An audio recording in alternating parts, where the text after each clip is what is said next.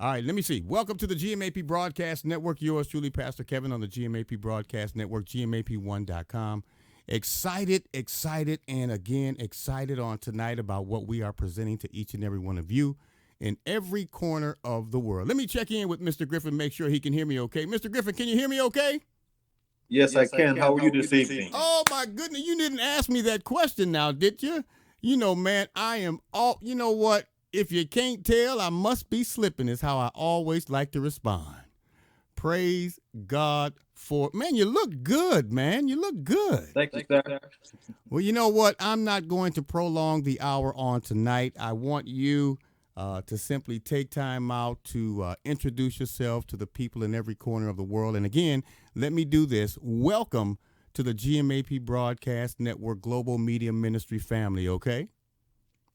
Yes, sir. Thank you as well. Amen. Well, you know, I'm not going to prolong the hour, ladies and gentlemen. I am going to allow this gentleman to come in and introduce yourself, man. Tell us who you are. Tell us where you're from, and then we want to dive in and talk about this awesome publication that God has placed in your spirit. Is that all right? Yes, sounds good to me. So, I'm sure you probably introduced me already, but my name is Jawar Griffin. I'm originally from Philadelphia, Pennsylvania. I currently reside in Tennessee, as I'm out here because I accepted a position with the Federal Public Defender's Office. I'm a practicing criminal defense attorney. Wow. A practicing criminal defense attorney. Well, you know, man, we could use you in the Chicagoland area. I'm going to just tell you like that because there's a lot of things going on around here. Now, where exactly are you located? So right now I'm in our Jackson, Tennessee office. So my Okay. office covers the Western District of Tennessee. So we have two offices, one in Memphis and one in Jackson, Tennessee. Okay. Now, I'm hearing, I guess I'm hearing an echo. Do you have a speakerphone on or something? I do not. Okay, maybe that's just me, man. I'm telling you, I'm pushing so many buttons here, but that's okay. We got you here live on the GMAP Broadcast Network once again, and we welcome you. And I tell you, man, I have been talking to a few people about this awesome publication that you have written, that you have released for people around the world. And I tell you, there's a huge testimony behind this. It's titled Homeboy. Now, when most people think about the title Homeboy, they would probably get the impression, well, who is this fella trying to be a homeboy? I'm sure you've probably got that feedback or that response from people, man. What exactly is Homeboy all about? Why don't you break this thing down for us so we can get a good understanding about this awesome publication? Yes, absolutely. So it definitely was a play on words. As you can imagine, generally the stigma is that whenever you hear the word homeboy, is referring to just a black youth, whether male or female, in this case a male, who is from the ghetto and is living an urban lifestyle. And so, from back in the day, you had the pose and everything, and the thing was, hey, I'm down, I'm a homeboy. But in this instance, is that's not the case at all. What happened was, or I can explain, by the age of 8, my mother disappeared. I have, excuse me, 4 brothers and 1 sister. It was 6 of us, 4 different children's father, but 6 of us total. Um, when I was 8, my mother left, and my oldest brother wasn't living with us, so it was myself and 2 older brothers, and we were living actually in an abandoned building. Mm-hmm. My sister was in the hospital for about a year, and my youngest brother was with his paternal grandmother, excuse me. And then so for the next 2 years, me and 2 of my brothers pretty much squatted in this abandoned apartment building. As you can imagine, we were the dirtiest, the bummiest kids, malnourished. Me and my one brother, we had 3 pair of pants that we shared amongst us, between us, for about a year and a half. Our sneakers was ratted and tatted. It was, as you can imagine, life was terrible. 2 years later, my mother returned when I was 10 years old, and we moved from that apartment building up into a house with one of my aunts. This is both in North Philadelphia. Anyone who's from Philadelphia will be familiar with 6th and Huntington, where the first apartment building is at, and then we moved to an area further up North Philly at 7th and Allegheny. The issue is that my aunt and my mother by this time were both addicted to crack cocaine. And this is right around 1986. So this is when, pretty much the world was being introduced to crack cocaine. And we had probably one of the first crack houses in Philadelphia, meaning our house was the house where people came to get high to smoke crack. So on any given day, there was anywhere between 20 to 30 people running in and out of our house, getting high. And this house was pretty much a shell as well, where it was, the roof had holes in it. So when it rained, it leaked in the house. At times, there was no electricity, no gas. And we were pretty much living there as a family, but we were still, as children, neglected. And there were times where I found myself walking to my elementary school, which was about a mile away down on 8th and Cumberland. And that area of Philadelphia, of North Philadelphia, was referred to as the Badlands. And that was because there was so much drug activity and violence going on, it was dubbed the Badlands. And my travel from 7th and Allegheny to 8th and Cumberland, I must have passed 5 to 6 major drug corners. And sadly enough, I enjoyed that walk because, the drug dealers would be out selling drugs for so long, maybe 2, 3 in the morning, and they were wasteful. So as they were buying food and eating half of it, throwing it away, in the mornings on my travels, I would actually pick up and eat some of the food out of the trash. It was my theory at the time that, hey, these people were drug dealers and they had so much money that they didn't do nothing additionally bad to the food. They were just being wasteful. And so just to fast forward just a little bit. So for the next 2 years, we lived in this crack house. Once again, the dirtiest, bummiest kid. Could barely focus in class because I was the butt of every joke. And I would just get teased. Nowadays, it would have been considered severely bullying going on. And then finally, at the age of 12, the Department of Human Services got involved, took me and my siblings, separated us all. And so initially I went to one foster home, then I went to my paternal grandmother as another foster home.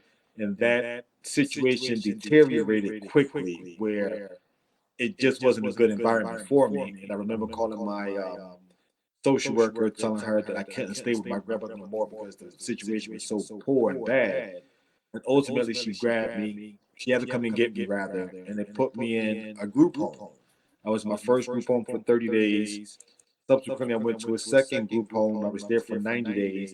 And then I went to a third group home. And ultimately, after some issues, I wound up staying there for the next 5 years until I was 18.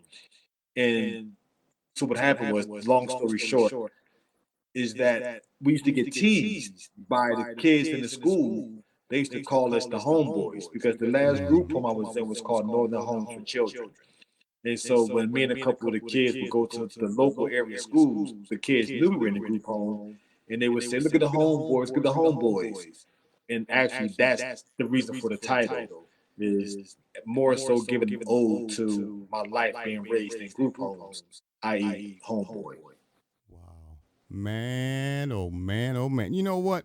That is a huge, huge testimony. I can only imagine, having what'd you say, 6 pair of pants or 3 pair of pants? 3 pair of pants. 3 pair of pants. Wow. Man, I tell you what, man, you have truly come a long way. But it's almost like every time we go through trying times, God ultimately has a plan to show up and show out, allowing you to give him the glory for what he has done. Man, and now Absolutely. you're practicing public defender, am I correct? Yes, sir. Wow, man, I tell you what, that truly, truly is amazing, man. I'm honored and privileged to have you here on the broadcast. I tell you what, we want to find out now. Is this the first and only publication that you have released? Am I to understand that? That is correct. Yes. And it Wow. stemmed from for a while I was doing, actually still doing, but I was doing a lot of public speaking Uh huh. to various groups, especially any children that's in care, foster care agencies, and so forth. And in the beginning of my speeches, I would always tell my backstory, and a lot of people would say, "You really have to write this story. You really need to write this story." Many, I know a lot of people need to hear this story. And what's interesting to me is that because I lived it, I didn't understand uh, the greatness of it. To me, that was just life. That was my normalcy. I lived it. I survived it. However, a lot of people kept impressing upon me that this story needs to be told, needs to be heard, because ultimately some people won't be able to hear me speak live or speak in public, but having a copy of this book and this story potentially would help some of the youth that are in care, but also some of the people that are working with the youth, Mm. as well as informing people about children and youth in the foster care group home system. And that Right. actually wound up being the three reasons I actually wrote the book, was one, to hopefully encourage, inspire kids that are in care, or even kids in general, that life ultimately can turn out the way you want it, Mm-hmm. regardless of where you started. Second purpose was to also encourage those who are working with the youth. A lot of times they're unsung heroes. They do a Right. lot of Right. good work, and no one really acknowledges, what they do. So I definitely wanted to, hopefully they're able to see that, all of your work is not in vain. And Mm-hmm. lastly, just once again to shine a light on the foster care group home system. And that's because, in my humble opinion, children in care are the most vulnerable citizens in America. Mm-hmm. I know a lot of times people refer to the elderly as the most vulnerable, but the only reason I say they're not is because they're able to vote. Right. And Right. so, uh, Congress, whether it's we got state or federal, they have to listen to elderly because they are a voting group. And so Mm-hmm. sometimes they will take into consideration some things that they have to deal with because they want that vote. Mm-hmm. Youth can't vote. They have Right. nothing to offer Congress or legislatures, city council, state reps, because they can't vote to keep them in office. And so a lot of times their concerns go unheard of. Go unheard. And so to me, that's why I think they're the most vulnerable, because they are ignored, because they really can't offer anybody anything. Right. Right. Wow, man. I tell you what, that is so true. And I tell you what, if people really are listening to what it is that you're sharing with us on tonight, man, I'm sure they can grasp exactly what it is that you have said. Man, that is unbelievable. And your testimony, man, I tell you, we have been talking. I have been talking to Chanel Lee about you, man, like you have been my best friend for 50 years. I tell you, man, we have been going on. And she really, really, really is supportive to what you're doing. She really can embrace your story and your history. Now, if someone really wanted to grab a copy of this publication, how would they go about it? Is there a particular website? Is there an email, phone number, or anything that you can share with our viewers and listeners, and to let them know how they can receive a copy of this publication? Yes. So currently, it's available on Amazon. So you can go on Amazon.com and type in Homeboy. I believe I should be the second uh, publication for Homeboy. I believe it's someone, number one, is someone who actually has an album called Homeboy. But they can go on Amazon.com. If they want an autograph copy, they can actually reach out to me via Facebook. My name is my Facebook page, or even email me at Jawara.Griffin. That's JAWARA .Griffin, GRIFFIN, at yahoo.com. So they can reach out to me via my email, and I will be able to send them an autograph copy. Uh, And then even actually in regards to my phone number, which is area code 215-840-6347. Amen. And it's something you said that I definitely want to touch on, which is very important. And you touched on the fact about how God will make a way out of no way. Mm-hmm. And what's chronicled throughout my book is that so many times someone in the form of a mentor came into my life at the most important and opportune time. And it's consistently that as soon as I would get to the next level, or the next hardship, it always seemed, not it always seemed, in actuality, God did send someone to actually help me get over that hurdle and to keep my head up and to keep moving forward. Uh, I can always say the main person initially was a gentleman by the name of Gerald Jordan. He was a staff member at Northern Homes, and we used to call him Big G because he was about 6'8", 260, a real big guy. Right. And what happened was, by the second year in Northern Homes, they actually, about after the first year, they actually found my father and were making arrangements for me to move with my father, me and my brother Anwar. And this is well documented in the book. And 2 days before we were supposed to leave to move with my father, he was actually murdered. And Wow. so that's how I wound up staying in the group home up until I was 18. That was my last opportunity to actually go with a family member. And I remember I started to rebel. You know, I started not going to school, not caring for myself. My self-esteem was extremely low. And Big G just kind of stepped in and played the role of a father figure for, I would say, the next 2.5, 3 years until he actually passed away. But he did so much for me, and as once again I said, it's chronicled in a book, that's what I needed at that time, to stay on the straight and narrow, to stay in school, and to keep progressing, because it helped me realize certain things. But then once again, as I was saying, and as I went to the next level and went to the next step, whenever I was faced with something, God, who's an on-time God, made sure he sent someone my way to help guide me, to make sure that I continue to grow. Amen. Well, man, I tell you what, man, I am just, you know what, Chanel spoke highly of you, and now I am beginning to truly understand why, as I embrace your testimony, I am going to be one. I'm going to let you know I am going to get and read the book. I want to know more in detail because I know you're not giving it all away. So I'm Well, gonna not at all. I'm gonna have to dig deep, and I just want to encourage all of you who are out there tuned in and listening in tonight to my friend and my brother, author Mr. Griffin. I want you guys to show your love, care, concern, and support. If you're having issues remembering some of the information, of course, you'll be able to see this broadcast on a rebroadcast, as well as our YouTube channel, as well as airing on our Comcast broadcast and the whole 9 yards. But let me say this. You guys can stop by the GMAP Broadcast Network, GMAP1.com. That's GMAP, the number 1.com. Take a visit to our bookstore.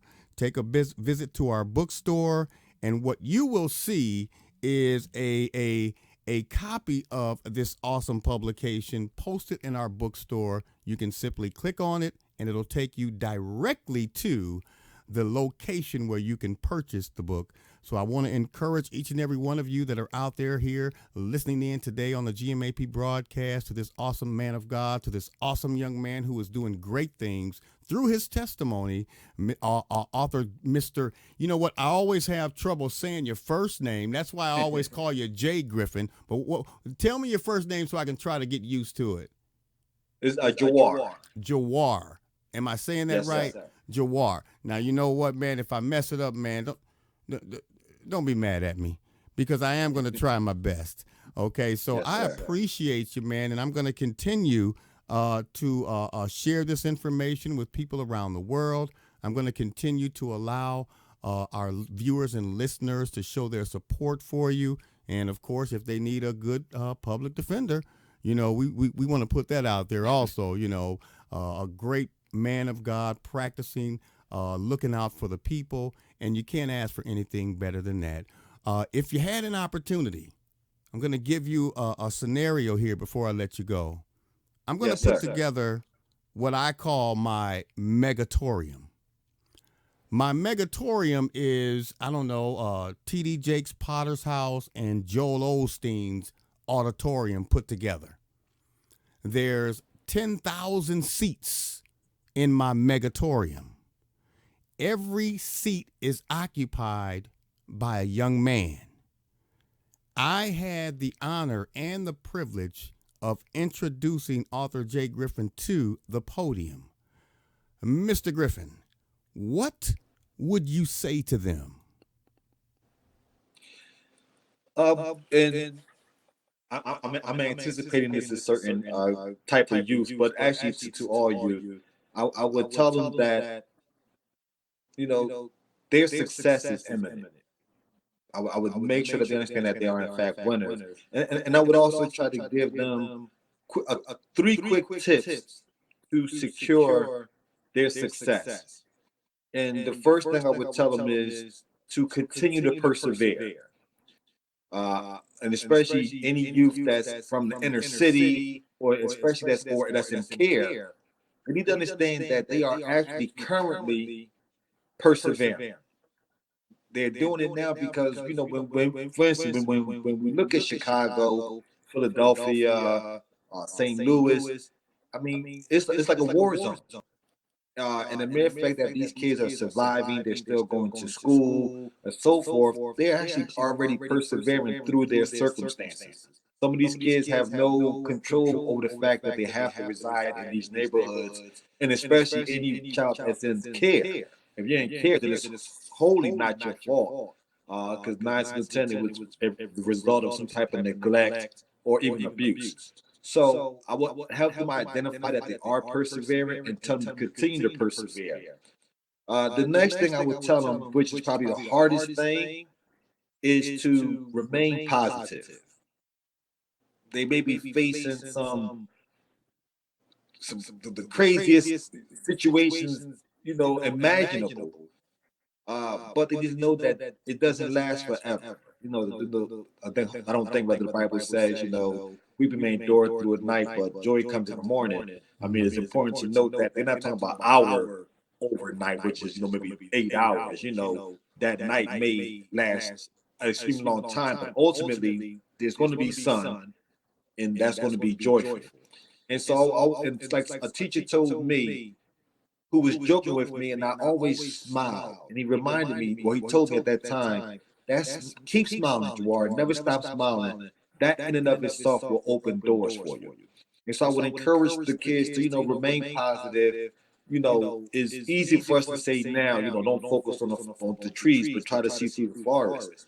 But I would try my best to impress upon them that remain positive. Some people will get certain opportunities merely because of a positive attitude.